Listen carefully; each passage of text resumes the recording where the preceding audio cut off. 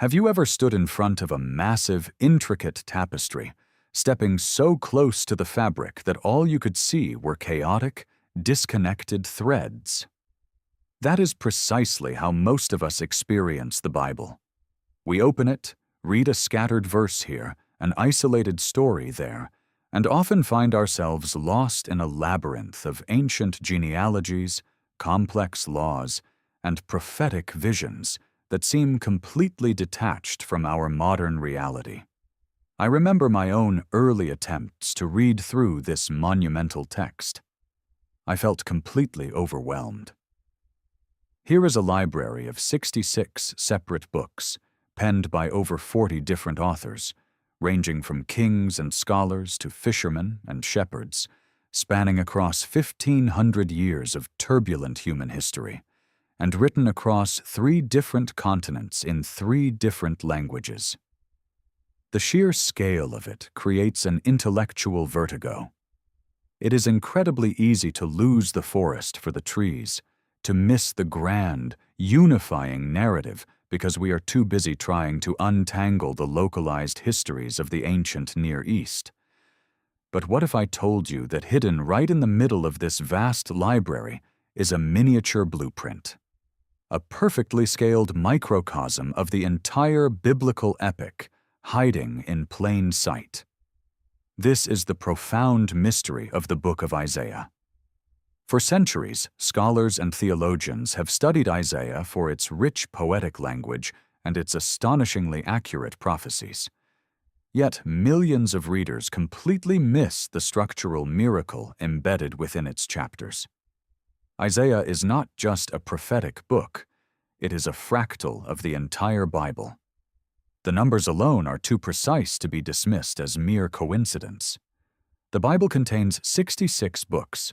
The book of Isaiah contains exactly 66 chapters. But the rabbit hole goes much deeper than basic arithmetic. The thematic and structural parallels between the 66 chapters of Isaiah and the 66 books of the Bible are so meticulously aligned that they force us to reconsider everything we know about how this ancient text was compiled. As I began to study this, my perspective shifted from viewing the Bible as a chaotic anthology to seeing it as a singular, brilliantly orchestrated symphony. Isaiah serves as the master key. It is the decoder ring that unlocks the overarching narrative of human history, from the dawn of creation to the ultimate restoration of the cosmos. By understanding the architecture of Isaiah, we suddenly understand the architecture of the divine mind, realizing that the story of humanity is not a series of random accidents, but a carefully woven tapestry where every single thread has a designated purpose. To truly grasp the magnitude of this blueprint, we have to look at how the Bible is fundamentally divided. The overarching biblical narrative is split into 2 distinct testaments: the Old Testament, containing 39 books, and the New Testament, containing 27 books. Now open the book of Isaiah. You will find that it is sharply divided into 2 distinct sections, pivoting perfectly between chapter 39 and chapter 40. Let us look deeply into the first 39 chapters of Isaiah. The thematic resonance with the 39 books of the Old Testament is unmistakable. The Old Testament is a narrative characterized by the establishment of God's supreme holiness, the giving of the law, the repeated failures of humanity to uphold that law, and the inevitable, thunderous consequences of rebellion.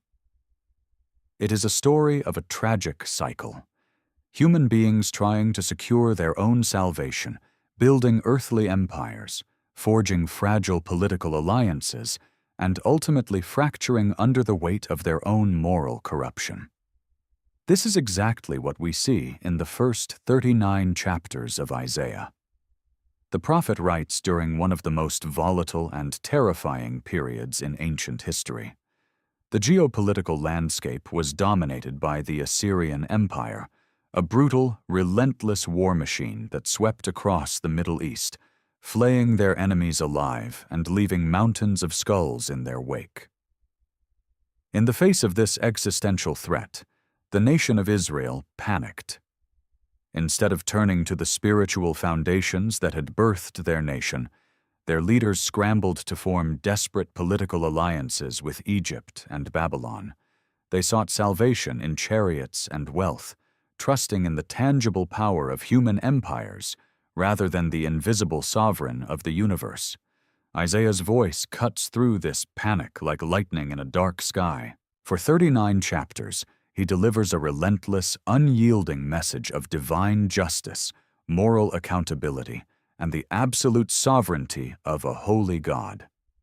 He dismantles their political strategies, exposing the futility of trusting in broken human systems. As I read through these chapters, I cannot help but see a reflection of our own modern human condition. How often do we, when faced with personal or societal crises, frantically search for salvation in our own Egypts, whether that be wealth, technology, political saviors, or social status? The first 39 chapters of Isaiah hold up a mirror to the pride and stubbornness of the human heart. It is a heavy, weighty section of Scripture, filled with warnings, judgments, and the grim reality of sin. And just as the 39 books of the Old Testament end with the tragic reality of God's people being exiled from their land, defeated and broken, the first 39 chapters of Isaiah conclude with a chilling, devastating prophecy. In Isaiah chapter 39, the prophet looks King Hezekiah in the eye and foretells the coming Babylonian captivity, a moment where all their wealth, their temples, and their children will be carried off into a foreign land. The curtain falls on chapter 39 in absolute darkness, leaving the reader in a state of unresolved tension and profound grief, perfectly mirroring the bitter, silent end of the Old Testament era. History tells us that after the final book of the Old Testament was written, a heavy, deafening silence fell over the nation of Israel. For 400 years, there were no prophets, no divine revelations, no burning bushes, and no parting seas. It was a prolonged, agonizing winter of the soul, a chasm of time where a conquered people waited in the dark, wondering if God had finally abandoned them to the ashes of their own mistakes. This historical gap is perfectly represented by the white space that separates Isaiah chapter 39 from Isaiah chapter 40.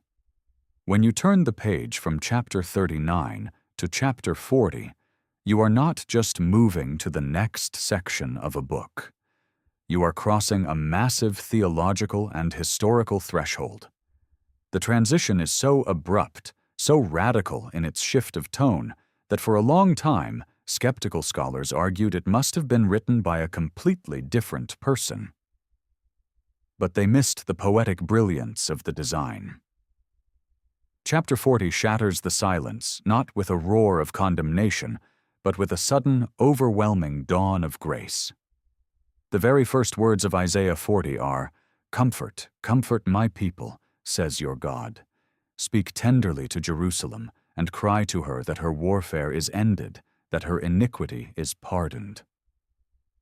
It is an emotional whiplash.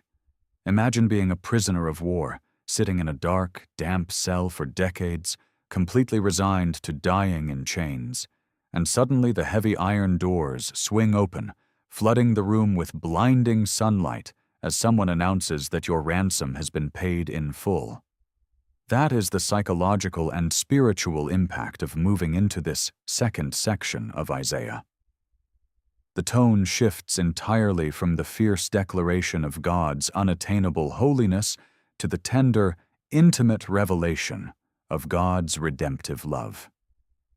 The long, exhausting era of trying to earn salvation through the law is over.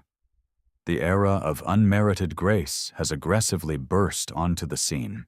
This brings us to the astonishing realization that the final 27 chapters of Isaiah, chapters 40 through 66, serve as a perfect mirror for the 27 books of the New Testament. The New Testament begins with the 4 Gospels, and right at the start of those Gospels, we are introduced to a wild, eccentric figure living in the desert, John the Baptist. He is the herald, the one preparing the way for the Messiah. Where does the New Testament get the vocabulary to describe him? Directly from the opening lines of Isaiah 40. A voice cries, "In the wilderness prepare the way of the Lord.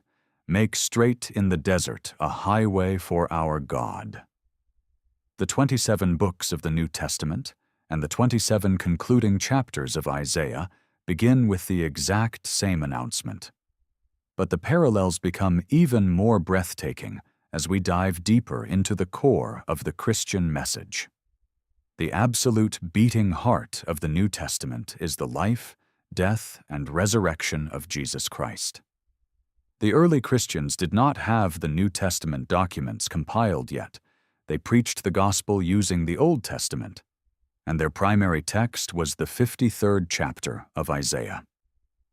Written 7 centuries before the Roman Empire even perfected the cruel art of crucifixion, Isaiah 53 provides a biometric, psychological, and spiritual autopsy of the suffering Messiah.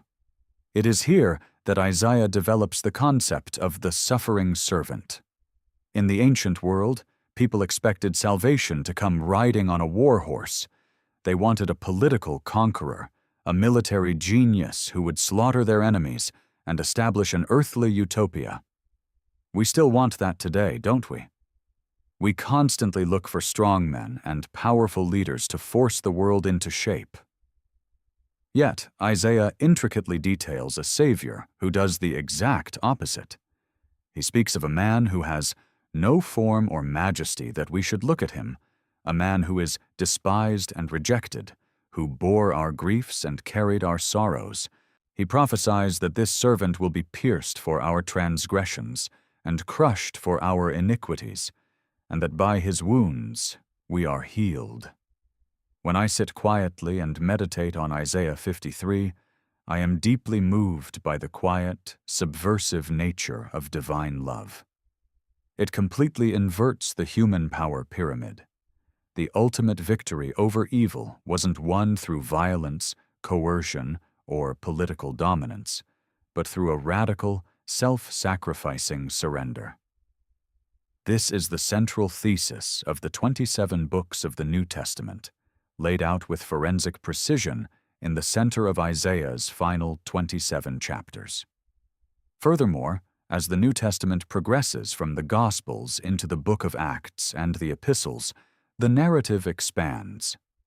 The message of salvation breaks out of the ethnic and geographic confines of Israel and spills over into the Gentile world, reaching the furthest corners of the Roman Empire. This explosive, horizontal expansion of grace is explicitly detailed in Isaiah. In chapter 49, God tells the servant, "It is too light a thing that you should be my servant to raise up the tribes of Jacob. I will make you as a light for the nations, that my salvation may reach to the end of the earth." The entire missionary movement of the early church, the radical inclusion of outcasts, foreigners, and enemies into the family of God, was not a sudden pivot or a plan B because the Jewish leaders rejected Jesus. It was the eternal blueprint. It was written into the fabric of the text hundreds of years before the first apostle ever set foot on a boat. The 27 chapters of Isaiah's second half perfectly map out the theological trajectory of the 27 books of the New Testament. Beginning with the herald in the wilderness, climaxing at the substitutionary sacrifice of the suffering servant, and exploding outward into a global movement of grace. If this structural symmetry holds true, then we must look at how both the Bible and the book of Isaiah conclude. The final books of the New Testament, culminating in the book of Revelation, pull back the cosmic curtain to reveal the ultimate destiny of humanity and the universe. Revelation does not end with the annihilation of the earth, as many apocalyptic movies would have us believe. Instead, it ends with a profound vision of cosmic renewal. The Apostle John, exiled on the island of Patmos, writes of a staggering reality. "Then I saw a new heaven and a new earth, for the first heaven and the first earth had passed away." He describes a reality where God dwells with humanity, where every tear is wiped away, and where death, mourning, crying, and pain are permanently eradicated. It is the restoration of the Garden of Eden, but magnified into a glorious, eternal city. The narrative of the Bible is a perfect circle. It begins in Genesis with a perfect creation that is broken by human rebellion, and it ends in Revelation with a broken creation completely restored by divine grace. Astonishingly, when we turn to the final 2 chapters of the book of Isaiah, chapters 65 and 66, we find the exact same visionary climax. In Isaiah 65:17, God declares, "For behold, I create new heavens and a new earth, and the former things shall not be remembered or come into mind." Isaiah writes of a time when the wolf and the lamb shall graze together, when the fundamental hostilities of nature itself are subdued, and when weeping and distress will be heard no more. The architectural parallel is flawless. The 66-chapter book of Isaiah concludes with the exact same eschatological vision as the 66-book library of the Bible. It is a promise that despite the chaos, the bloodshed, the exile, and the suffering detailed in the earlier chapters, the story ends in unimaginable beauty. It tells us that history is not a meaningless, infinite loop of suffering, but a purposeful timeline moving toward a definitive, redemptive conclusion. The end of the book perfectly matches the end of the book. Why does this profound, hidden architecture actually matter to you and me? It matters because it forcefully challenges the modern, cynical view that the Bible is merely a disjointed, chaotic collection of Bronze Age myths, heavily edited by power-hungry men over centuries. The mathematical and thematic symmetry between the 66 chapters of Isaiah and the 66 books of the Bible strongly suggests something infinitely more complex. It points to a singular, transcendent mind orchestrating the narrative across generations, empires, and millennia. It is a divine signature, written in the very structure of the text, a watermark of authenticity that defies human engineering. When you recognize this blueprint, you stop reading the Bible as a chaotic historical archive and begin experiencing it as a living, breathing masterpiece of divine communication. But beyond the intellectual awe, there is a deeply personal, psychological comfort to be found in this structure. Life, in many ways, perfectly mimics this biblical layout. Many of us spend a significant portion of our lives living in our own first 39 chapters. We experience periods of intense struggle, profound failure, the heavy consequences of our own bad decisions, and the painful realization that our self-made empires cannot save us. We live in the tension of chapter 39, staring into the dark, feeling exiled from our own peace, wondering if we have ruined our story beyond repair. The structural revelation of Isaiah whispers a profound truth into that darkness. Chapter 39 is never the end of the story. There is a chapter 40 waiting. There is a pivot point of unmerited grace, a voice crying in the wilderness of your specific pain, announcing that your warfare can end and that comfort is available. The overarching message of this 66-chapter microcosm is that God's grand narrative, and by extension, the narrative He desires for your life, always moves from the exhaustion of human effort to the liberating rest of divine grace, culminating in ultimate restoration. The book of Isaiah is not just the key to understanding the entire Bible, It is the key to understanding the trajectory of redemption itself. It invites us to stop desperately trying to build our own salvation in the first half of the book, and to boldly step into the unearned, staggering grace of the second half.